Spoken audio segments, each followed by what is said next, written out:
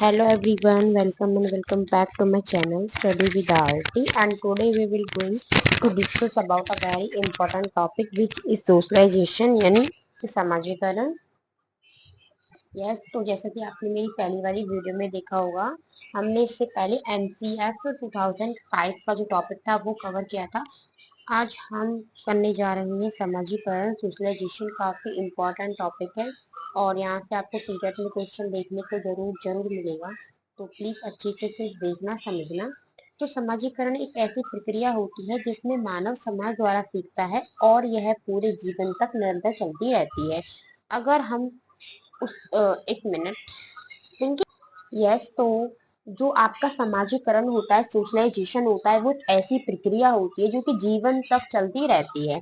अगर वहीं पर हम डेवलपमेंट की बात करें तो डेवलपमेंट भी कंटिन्यूस प्रोसेस है, पर जो डेवलपमेंट होती है वो आपकी वूम टू टूम होती है, और जो सोशलाइजेशन है वो आपका वूम से नहीं होता, वो आपका इन्फेंसी टू डेथ होता है।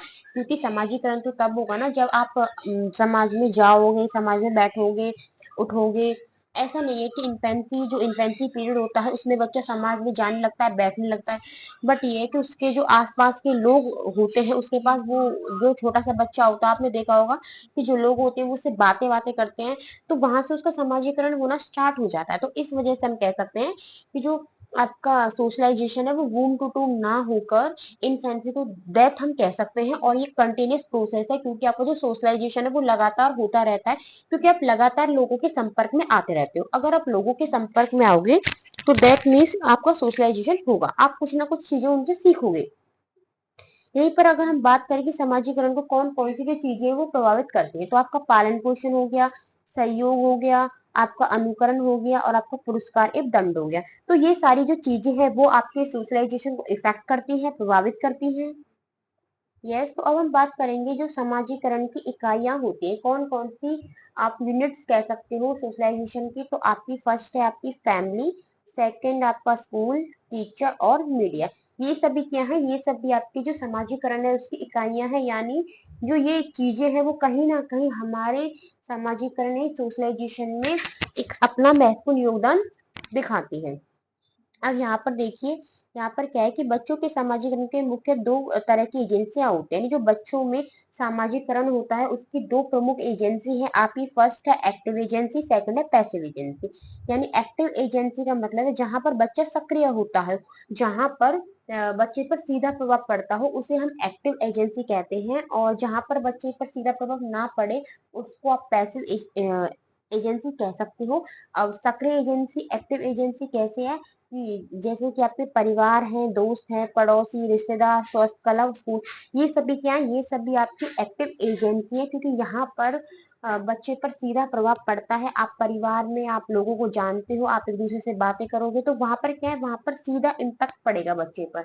और वहीं पर अगर हम पैसिव एजेंसी की बात करें तो इस पर जो है वहां पर बच्चों पर सीधा प्रभाव नहीं पड़ता। जैसे कि आप पुलिस स्टेशन चले जाओ, सार्वजनिक पुस्तकालय, रेलवे स्टेशन, एयरपोर्ट, आप पुस्तकालय जाओगे, लाइब्रेरी जाओगे तो वहां पर आप किसी से बातें नहीं करोगे, आप वहां पर जाओगे और अपना स्टडी करोगे और अपना घर आ जाओगे, तो वहां पर बच्चे पर सीधा प्रभाव नहीं पड़ता, क्योंकि वहां पर लाइब्रेरी या फिर कहीं भी वो जाकर जैसे पुलिस स्टेशन चला गया तो पुलिस स्टेशन में ऐसे थोड़ा है कि उसके फ्रेंड्स वगैरह मिल जाएंगे, वो बातें सातें करेगा, नहीं। जिस काम से वो पुलिस स्टेशन गया, अगर FIR दर्ज करने गया तो वो FIR दर्ज करा के आ जाएगा, तो वहां पर वो किसी से बात नहीं करेगा, तो वहां पर उसका सीधा इम्पैक्ट नहीं पड़ेगा, तो इसीलिए हमने उसे पैसिव एजेंसी कहा है। ये टॉपिक काफी इंपॉर्टेंट है, यहाँ से क्वेश्चन जरूर बनता है।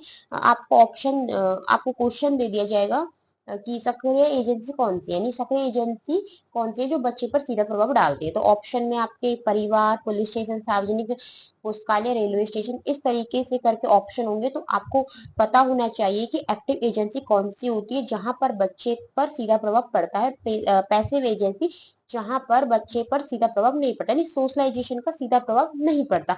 पड़ता तो है, ऐसा हम नहीं कहेंगे कि पैसिव एजेंसी में बिल्कुल भी सोशलाइजेशन का प्रभाव बच्चे पर नहीं पड़ता, पड़ता तो है पर सही मतलब कि वो सीधा प्रभाव नहीं पड़ता। ठीक है, तो अब चलते हैं नेक्स्ट की तरफ। तो अब देखिए यहाँ पर एक लाइन है कि एक शिक्षक के रूप में कैमरामैन की जगह कैमरा पर्सन का उपयोग करना उचित समझेंगे। जैसे कि जो टीचर होते हैं वो क्या करते हैं, कैमरामैन की जगह कैमरा, ठीक है, तो एक टीचर का क्या है कि हम एक शिक्षक के रूप में अगर हम कैमरामैन की जगह कैमरा पर्सन का उपयोग करते तो ये ज्यादा अच्छा रहता है। यहाँ पर क्या, यहाँ पर ना स्टीरो वो क्या कहते हैं, रूढ़िवादिता की भावना नहीं आती, जैसे कि भाई कैमरा मैन ही क्यों होगा, कैमरा वोमेन क्यों नहीं हो सकती। तो इस वजह से हम क्या करें कि कैमरामैन की जगह या फिर चेयरमैन की जगह हम चेयर पर्सन और कैमरा पर्सन यूज करें तो वो काफी हद तक ठीक रहेगा एक टीचर के लिए, क्योंकि उसमें ना वो नहीं दिखेगा कि जो टीचर है वो मैन यानी बॉयज को ही प्रमोट कर रहा है या फिर गर्ल्स को ही प्रमोट कर रही है। तो टीचर के लिए तो दोनों बच्चे इक्वल होते हैं। तो इस वजह से यहाँ पर कहा गया है कि कैमरामैन की जगह अगर हम कैमरा पर्सन का उपयोग करते तो वो काफी उचित है। उसमें किसी तरीके की बायसनेस नहीं होगी कि हमने मैन को ही प्रमोट किया है, वुमेन को प्रमोट नहीं किया, कैमरा मैन ही क्यों होता है, कैमरा वुमेन क्यों नहीं हो सकती। तो इस वजह से यहाँ पर ये लाइन दी गई है कि कैमरामैन की जगह अगर हम कैमरा पर्सन का उपयोग करते हैं तो वो काफी उचित समझा जाता है। इसी तरीके से यहाँ पे देखिए, जो चेयरमैन है उसको चेयर पर्सन कहते हैं और कैमरामैन को कैमरा पर्सन कहते हैं। बट आप कहीं ना कहीं सोचोगे कि कैमरा पर्सन तो इतना अच्छा जच नहीं रहा जितना कैमरामैन जच रहा है। तो वो इसलिए नहीं जच रहा क्योंकि आप शुरू से ही कैमरामैन चेयरमैन सुनते आए हो, तो फिर बाद में अब आप कैमरा पर्सन सुनोगे फिर चेयर पर्सन सुनोगे तो इतना आपको अच्छा नहीं लगेगा। आपको लगेगा नहीं, हम तो चेयरमैन और कैमरामैन सुनते आ रहे हैं तो वो हमारे लिए बेस्ट है। तो जो चीज आप पहले से सुनते आ रहे हो ना, फिर वो आपके दिमाग में बैठ जाती है। जैसे कि आपकी स्टीरियोग्राफी होती है, उसमें रूढ़िवादिता होती है, उसके बारे में भी हम आगे बात करेंगे। यस, तो यहाँ पे देखिए, यहाँ पे बात है बाल केंद्रित शिक्षा की, चाइल्ड सेंट्रल एजुकेशन। जो हमें हम बच्चों को शिक्षा देते हैं स्कूल में वो हमें चाइल्ड सेंट्रल रखनी चाहिए। हमने इसके बारे में अपनी पहली वाली वीडियो में भी बात की है कि जो बाल केंद्रित शिक्षा के समर्थक जॉन डुई थे। जो जॉन डुई थे वो कौन थे? वो बाल केंद्रित शिक्षा के समर्थक थे कि जो स्कूलों में एजुकेशन दी जाती है वो चाइल्ड सेंटर्ड होनी चाहिए, क्योंकि हम जो एजुकेशन है वो बच्चों को दे रहे हैं। तो बच्चों को ध्यान में केंद्रित करते हुए हमें उन्हें शिक्षा देनी चाहिए। बच्चों को हमें ध्यान में रखकर ही चीजें उन्हें सिखानी चाहिए। इसमें बच्चे के नीड्स के अनुसार एक्टिविटी प्लान किए जाते हैं, यानी जो बच्चों को जिस चीज की जरूरत है उसके अनुसार हम उन्हें एक्टिविटी और जो प्लान है वो वगैरह कराएं। बच्चे जिज्ञासु, रचनात्मक और सीखने की जन्मजात क्षमता रखते हैं, यानी जन्मजात क्षमता रखते हैं। जो बच्चे हैं वो बचपन से ही क्रिएटिव होते हैं, जिज्ञासु होते हैं, उनके मन में तरह तरह के सवाल आते हैं।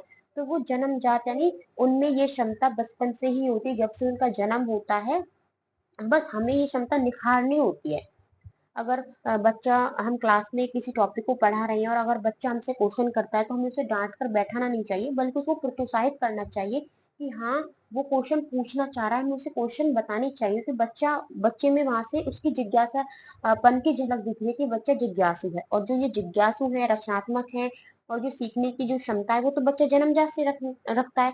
तो हमें उसको डांट फटकार के उसकी जो ये क्षमता है उसको मारना नहीं चाहिए, बल्कि प्रोत्साहित करना चाहिए कि वेरी गुड, आपने क्वेश्चन पूछा है, ताकि और बच्चे भी अपने जो मन के थॉट्स है वो रख पाए और अच्छे से वो सीख पाए। क्योंकि जो एजुकेशन है वो हम बच्चों को दे रहे हैं, तो अगर हम बच्चों को ध्यान में नहीं रखेंगे तो उस एजुकेशन का तो कोई फिर मतलब ही नहीं है ना।